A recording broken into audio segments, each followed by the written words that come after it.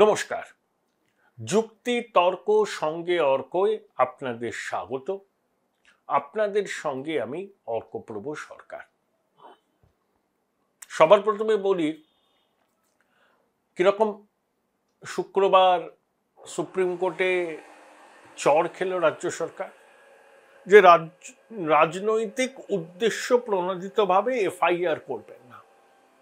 অমৃতা সিনহার স্বামী, মাননীয় বিচারক অমৃতা সিনহার স্বামী প্রতাপ চন্দ্র দে একটা মামলায় এক পক্ষের সওয়াল করছিলেন, অন্য পক্ষের অভিযোগ ছিল যে প্রভাব খাটিয়ে প্রভাবিত করতে চাইছেন এই আইনজীবী। রাজ্য সরকারও পার্টি হয়ে যায়, সুপ্রিম কোর্টে যাওয়া হয়। সুপ্রিম কোর্ট বলেছে যে রাজনৈতিক উদ্দেশ্য প্রণোদিতভাবে এফআইআর করবেন না। চার্জশিট গঠন হয়েছে, তদন্তের মতো চলবে। যাই হোক, এটাই হচ্ছে কেন হঠাৎ প্রতাপ চন্দ্র দেকে খুঁজে বার করা হল। প্রতাপ চন্দ্র দে লক্ষ্মীদের ছেলে। লক্ষ্মী দে মধ্য কলকাতায় সিপিএম এর দাপুটের নেতা ছিলেন। অমৃতা সিনহা, তার স্ত্রী অমৃতা সিনহার এজলাসে বহু স্পর্শকাতর মামলার শুনানি চলছে, ইনক্লুডিং লিপস অ্যান্ড বাউন্স। এবং মাননীয় বিচারপতি অমৃতা সিনহা কিন্তু কোনো চাপের মুখে নতি স্বীকার করার পাত্রী নন। এবং তিনি ইডির আইনজীবীকে বলেছেন, কম্প্রোমাইজের কোনো জায়গা নেই, সব তথ্য প্রকাশ্যে আনুন। কোথায় কি সম্পত্তি আছে, কোথায় কি অ্যাটাচমেন্ট হয়েছে, লিপস অ্যান্ড বাউন্সের কি কি সম্পত্তি আছে, আয়ের উৎস কি, সব জানতে চেয়েছেন। তাতেই তো খোকাবাবুর সমস্যা হচ্ছে যে কি স্পর্ধা। আমার কোম্পানির হিসাব চাইছে, আমার কোম্পানির আয়ের উৎস জানতে চাইছে, এত স্পর্ধা। আমরা কালীঘাটের জমিদার,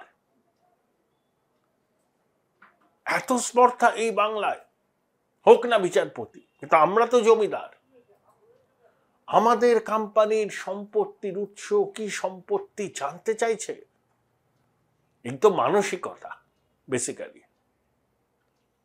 বলে না দিল্লির জমিদার, এরাও কালীঘাটের জমিদার।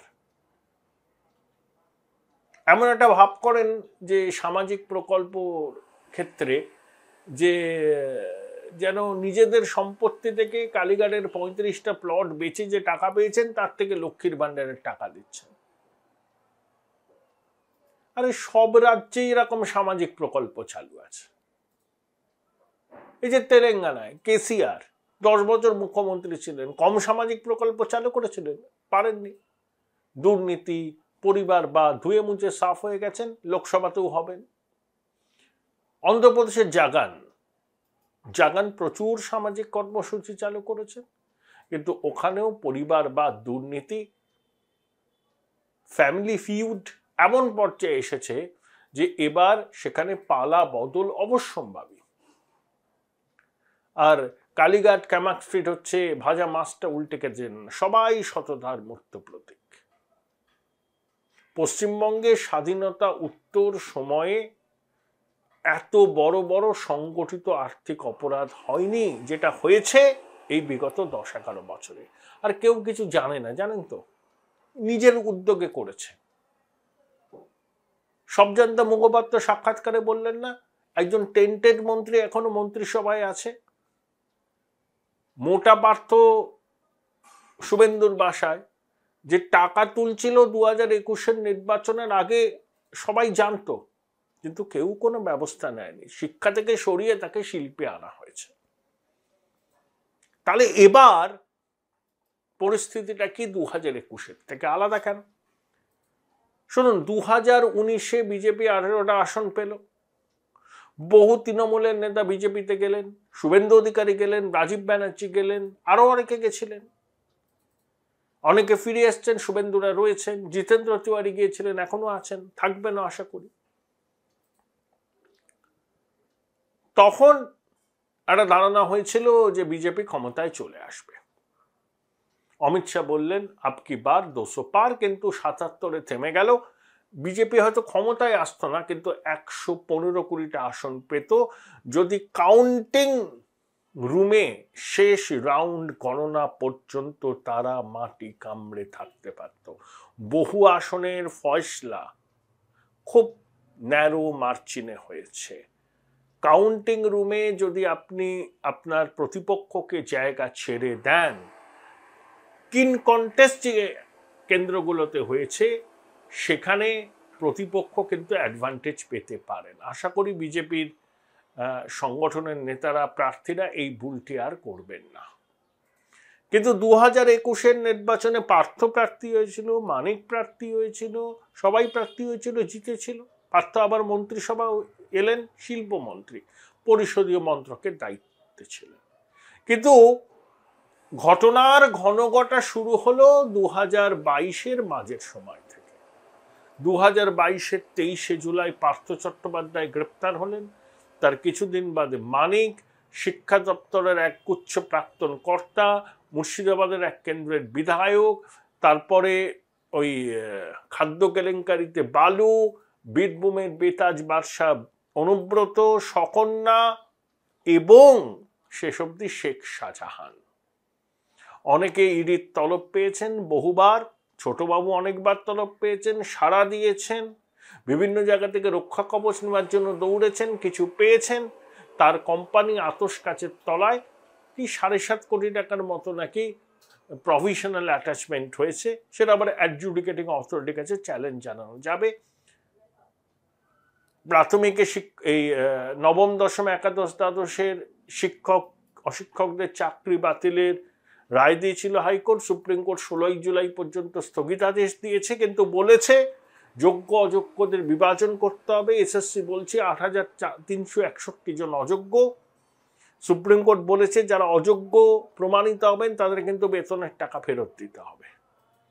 প্রাথমিকে নাকি বিস্তর গন্ডগোল, ওয়েমার্কশিট, র্যাঙ্ক জাম, খালি খাতা জমা দেওয়া, বুড়ি বুড়ি অভিযোগ, তারও বিচার চলছে। অর্থাৎ 2022-এর মাঝের থেকে 2024-এর এই সময় পর্যন্ত একের পর এক ঘটনার ঘনঘটা পশ্চিমবঙ্গের রাজনীতির আকাশে এবং দুর্নীতির অভিযোগে শাসক দল বিদ্ধ। এই প্রেক্ষিতে 24-এর লোকসভার ভোট হচ্ছে। দেখুন, নরেন্দ্র মোদী কেন্দ্রে ক্ষমতায় আসবেন এটা দেশের মানুষ মোটামুটি বুঝতে পেরেছে। Dice cast. তিনি 303টা বিজেপি পাবে না 285টা পাবে না 315টা পাবে, সেটা নিয়ে বিতর্ক চলতে পারে, কিন্তু নরেন্দ্র মোদীর ক্ষমতায় প্রত্যাবর্তন নিয়ে আর কারুর মনে আয়োটা অফ ডাউট নেই। মোদিজি উড়িষ্যায় একটা রোড শোর পরে একটা সাক্ষাৎকারে বলেছেন বাংলায় ক্লিন সুইপ হবে, উড়িষ্যাতে ক্লিন সুইপ হবে, তেলেঙ্গানাতে ক্লিন সুইপ হবে।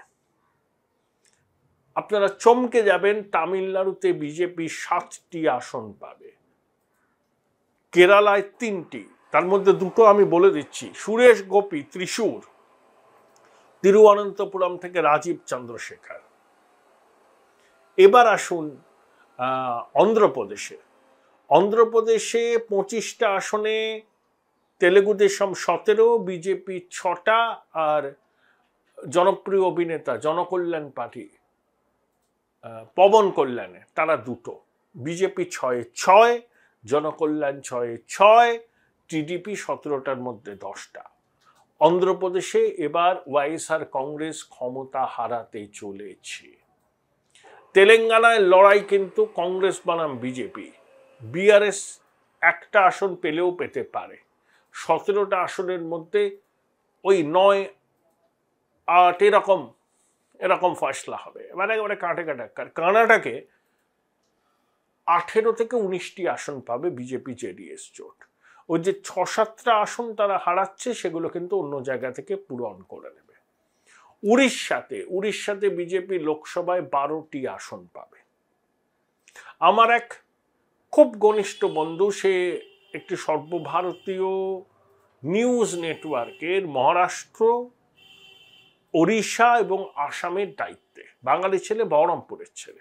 সে আমাকে ফোন করেছিল 2-1 দিন আগে। সে বলল সে দেবেন্দ্র ফডনবিসের সঙ্গে কথা বলেছে। দেবেন্দ্র ফডনবিস তাকে জানিয়েছেন যে 35টার নিচে এনডিএ মহারাষ্ট্রে নামবে না, কোনো অবস্থাতেই নামবে না। বেড়ে 38টা অব্দি যেতে পারে। 2-3টে আসন, ধরুন ম্যাক্সিমাম 5-6টা আসনের ক্ষতি হবে। বারামতি কেন্দ্রে সুনেত্রা পাওয়ার শেষ পর্যন্ত জিতবেন এনডিএর প্রার্থী হিসাবে। শরদ পাওয়ারের কন্যা সুপ্রিয়া সুলে সম্ভবত হারতে চলেছিল। রাজগুরু গাঙ্গুলিরও ভবিষ্যৎবাণী এরকম। তো এই হচ্ছে সামগ্রিক পরিস্থিতি। এই প্রেক্ষিতে পশ্চিমবঙ্গকে দেখতে হবে। পশ্চিমবঙ্গের মানুষ এবার কিন্তু মন মোটামুটি তৈরি করে নিয়েছে। দেখুন, এবার ভোটটা যেমন দেশের সরকার নির্বাচনের ভোট, নেতৃত্বের প্রশ্নে গণভোট, সেখানে তো প্রধানমন্ত্রী মোদির বিকল্প হিসাবে কেউ এখনো উঠে আসতে পারেননি। মোদিজির অ্যাপ্রুভাল রেটিং 10 বছর ক্ষমতাসীন থাকার পরেও 2014 সময় যা ছিল এখনো তাই। তাহলে এবারের ভোটে এ রাজ্যের মূল বিষয় কি? হ্যাঁ, মোদিজির পক্ষে নেতৃত্বের প্রশ্নে গণভোট তো আছে, এটা সারা ভারতে আছে, কিন্তু এখানে হচ্ছে দুর্নীতির বিরুদ্ধে গণভোট। Join Indian Institute of Hotel Management now. Right choice, right decision. এটা কিন্তু মেজর ইস্যু এবারে। 2, নারী সুরক্ষা। সন্দেশখালীর ঘটনার অভিঘাত শুধু সন্দেশখালী বসিরহাটের মধ্যে সীমাবদ্ধ থাকবে না, দক্ষিণবঙ্গেও এর প্রভাব পড়বে, উত্তরবঙ্গেও পড়েছে। দেখুন, যতই সিএএ নিয়ে মমতা বন্দ্যোপাধ্যায় ভয় দেখান না কেন, মুসলিমরা একটা জিনিস বুঝেছে যে সিএ তো নোটিফিকেশন হয়ে গেছে, তো কোবরা উত্তেজনা তো কিছু নেই, কাউকেই তো আর তাড়ানো হচ্ছে না, ডিটেনশন ক্যাম্পেও যাওয়া হচ্ছে না, এনআরসির তো প্রশ্নই নেই। মুসলিমরা একটা জিনিস অন্তত বুঝেছে যে 10 বছর এই সরকার ক্ষমতায় আছে, বহু সরকারি প্রকল্প আছে কেন্দ্রীয় সরকারে, তার সুবিধা কিন্তু তারাও পেয়েছেন। আর বিজেপি জমানায় কিন্তু দাঙ্গা হয়নি। যতই ভয় দেখানো হোক না কেন, সংখ্যালঘুদের একটা বড় অংশ কিন্তু তাদের বিলম্বিত বোধোদয় হচ্ছে। তারা এই সমস্ত ধর্মনিরপেক্ষ দলগুলোর ফন্দিপিকের সম্পর্কে খুব সচেতন হচ্ছেন আস্তে আস্তে। তাদেরকে যে নিছক ভোট ব্যাংক বা তেজপাতা হিসেবে ব্যবহার করা হয় এটা তারা বুঝছেন। তেজপাতা রান্নায় লাগে, খাওয়া যায় না। তারাও কিন্তু মেইনস্ট্রিমের সঙ্গে আসতে চাইছেন। দেখুন, আমার ধারণা কংগ্রেস এখানে 2টো আসন ধরে রাখবে। বামপন্থীরা খাতা খুলতে পারবেন কিনা আমার মনে একটু সন্দেহ আছে। শেষ পর্যন্ত মুর্শিদাবাদে একেবারে কাঁটায় কাঁটায় লড়াই হলেও আবু তাহের শেষ হাসি আসতে পারে। শ্রীরামপুর, যাদবপুর, দমদম, মুর্শিদাবাদ, এই 4-5টা কেন্দ্রে বাম প্রার্থীরা একটু ভোট পাবেন, কিন্তু সেই ভোট এমন পর্যায়ে যাবে না, মানে অন্তত যাদবপুর, দমদম, শ্রীরামপুরে তারা জিততে পারেন, কিছু ভোট তারা পাবেন অন্যান্য জায়গার থেকে। সেলিম সাহেব জেতার মতো জায়গায় চলে যেতে পারেন, কিন্তু যদি কংগ্রেসের পুরো ভোটটা বামপন্থীরা পায়, তবেই যদি কংগ্রেসের একটা অংশের ভোট আবু তাহের পান, তাহলে কিন্তু সেলিম সাহেব জিতবেন না, কিন্তু ওই কাঁটেকা টাক্কার হবে। ঈশা খান চৌধুরী শেষ পর্যন্ত বেরিয়ে যাবেন। আসলে ওই কোতোয়ালির গণি পরিবারের নিয়ে একটা আবেগ তো বাংলার মানুষের আছে। আর শিরূপা মিত্র চৌধুরী, আমি বিজেপির নেতাদের সাথে কথা বলে জেনেছি যে সংগঠনের সঙ্গে তার খুব একটা বনিবনা নেই, তবে খুব হাড্ডাহাড্ডি লড়াই। আগের বার শিরূপা দেবী হেরেছিলেন 8,000 ভোটে, এবারই যেই জিতুন না কেন খুব কম মারছে। কিন্তু দক্ষিণবঙ্গ, যেটাকে তৃণমূল নিজেদের গড় বলে মনে করে, সেখানে তাদের কাছে কিন্তু এবার স্বস্তির কোনো জায়গা নেই। দুর্নীতির বিরুদ্ধে জনরোষ, নারী নিগ্রহের বিরুদ্ধে জনরোষ এবার কিন্তু প্রতিফলিত হবে। শুধু লক্ষ্মীর ভান্ডার দিয়ে আপনি কিন্তু জনরোষকে ঢাকতে পারবেন না। বিজেপি এর মধ্যেই বলেছে তারা অন্নপূর্ণা ভান্ডার চালু করবে, 3,000 টাকা পাবেন মাতৃশক্তি। সমস্ত রকম সামাজিক প্রকল্প চালু থাকবে, তাতে বরাদ্দ বাড়বে। 450 টাকায় গ্যাস, নিয়মিত এসএসসি সহ অন্যান্য পরীক্ষা এবং 0 পদে সরকারি চাকরিতে নিয়োগ।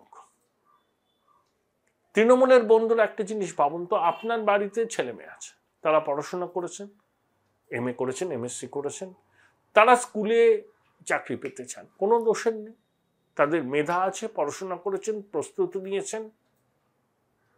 আপনি মমতা আবেগে দীর্ঘদিন ধরে আছেন, মমতা বন্দ্যোপাধ্যায়কে ভালোবাসেন, মনে করেন যে মমতা ছাড়া CPM যেত না। আমি এগ্রি করি।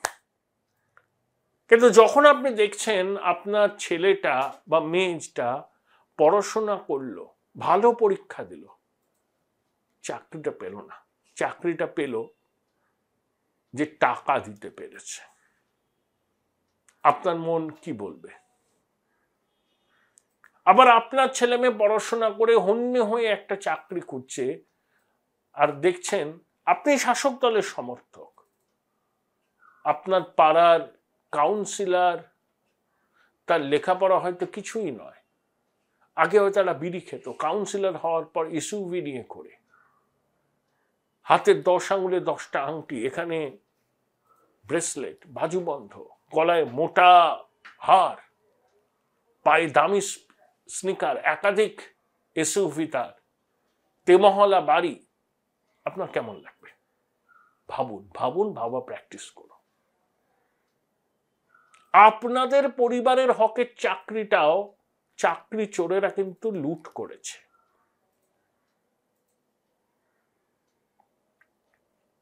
একটা বড় ফ্যাক্টরি নেই, 12 বছরে একটা কলকারখানার উদ্বোধন করতে পারেননি মুখ্যমন্ত্রী। আর পড়োশী আসামে দেখুন, হেমন্ত বিশ্ব শর্মা বলে গেলেন 97 টাকায় পেট্রোল, এখানে 103 টাকা। সরকারি কর্মচারীরা 50% হারে DA, এখানে কত? মামলা করছেন এখানকার সরকারি কর্মচারীরা। 1200 টাকা মাতৃশক্তিকে সহায়তা, এখানে 1000 টাকা, তপশিলি জাতি উপজাতিদের জন্য 1250 টাকা। 1 লক্ষ সরকারি চাকরি দিয়েছেন হেমন্ত বিশ্ব শর্মা, মামলা হয়নি। টাটা গোষ্ঠীকে নিয়ে রাজ্যের বিভিন্ন জায়গায় ক্যান্সার হসপিটাল তৈরি করেছেন, আমরা টাটাকে তাড়িয়েছি। পড়োশী আসাম, সেখানে চিপ ফ্যাক্টরি হচ্ছে, আর এখানে BGBS নামে ঢক্কানি নাদ, কিন্তু শিল্পের দেখা নেই। তো এর অভিজ্ঞতা তো পড়বে, তৃণমূলের স্ট্রং জায়গাগুলোতেও পড়বে, বীরভূমে পড়বে, বোলপুরে পড়বে, বর্ধমানে পড়বে, উত্তর 24 পরগনা পড়বে, দক্ষিণ 24 পরগনায় পড়বে। মথুরাপুরের একটি ছেলে আমার পরিচিত, সে বললে এবার এখানে শুনবেন বাপি বাড়ি যা। প্রতিমা মণ্ডল কি খুব স্বচ্ছন্দ জায়গায় আছেন? কলকাতাকে তৃণমূলের খুব সেফ সিট? অনেক প্রশ্ন ঘুরে ফিরে যাচ্ছে। শুনুন, এবার অনেকে বিবেক ভোট দেবেন, তৃণমূলের মিছিলে হাঁটবেন, তৃণমূলের বুথে বসবেন, ভোট দেওয়ার সময় দেখবেন পদ্মে দেবেন, জোড়া ফুলে দেবেন না। অনেক বামপন্থী বন্ধু আমায় বলেছেন যে আমরা মনে প্রাণে বামপন্থী, কিন্তু এই সরকারটাকে হটানো এই মুহূর্তে আমাদের পক্ষে সম্ভব নয়, কংগ্রেসের সঙ্গে জোট বাঁধলেও সম্ভব নয়, আমাদের সেই রিসোর্সও নেই। 34 বছর আমরা এখানে রাজত্ব করেছি, আমরা নতুন কিছু দিশা এই মুহূর্তে দেখাতে পাচ্ছি না। শুধু রুটি রুজি সওয়াল বললে হবে না, তৃণমূলকে হটাতে গেলে এমন একজন বা এমন একটা প্ল্যাটফর্ম দরকার।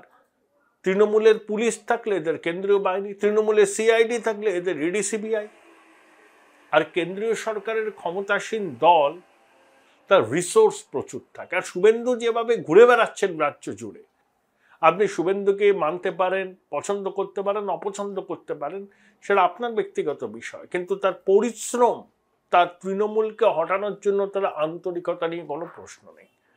বহু বামপন্থী এবারও বিজেপিকে ভোট দেবেন, মিলিয়ে নেবেন। বিজেপির ভোট তার মঙ্গল গ্রহ থেকে আসেনি। বামপন্থীরা, কংগ্রেসীদের একটা বড় অংশ এবং তৃণমূলের একটা বড় অংশ বিজেপিকে ভোট দিয়েছে। এবার লোকসভা নির্বাচনটা ঠিক 2009 লোকসভা নির্বাচনের মতো হবে। সেবার তৃণমূল 19, কংগ্রেস 6, SUC 1, বিজেপি 1, বামফ্রন্ট 15। দক্ষিণবঙ্গের বহু জায়গায়, উত্তর 24 পরগনা, দক্ষিণ 24 পরগনা, হাওড়া, হুগলি সাফ হয়ে গেছিল বামফ্রন্ট 2009। সেই ঘটনার পুনরাবৃত্তি কি হতে চলেছে?